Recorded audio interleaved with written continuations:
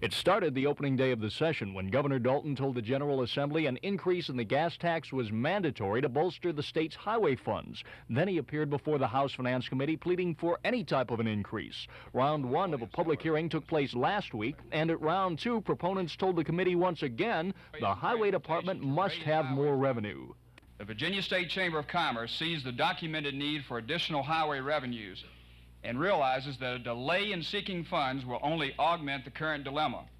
But several speakers, including Frazier, said Washington's metro system should not share the funds. That provoked several angry responses because 1 out of 75 Virginians use the system.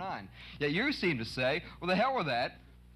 We're not going to worry about that. Let's not look at those figures at all, but let's really go at metro, because that's different. Well, I don't think there's any difference between a bus system in Roanoke and an urban transit system in Northern Virginia.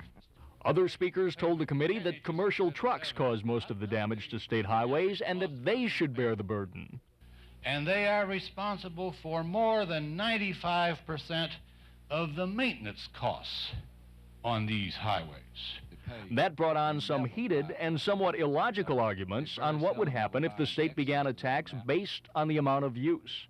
If you will go out here, we'll have to put a tax on ladies walking across the crosswalks out here, because they put far more pressure on a crosswalk with the heels of their shoes than do trucks on the highways. Now, that's a known fact if you want to look that up. But the attitude seems to be changing, as powerful committee chairman Archie Campbell said after the hearing he was no longer totally opposed to a tax. So it may be that in order to be responsible, I may have to support a cent-and-a-half gas tax.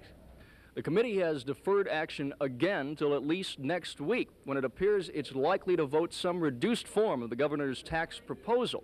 At this point, Dalton will consider that a victory, compared to earlier in the session when it looked like any gas tax proposal would be defeated completely.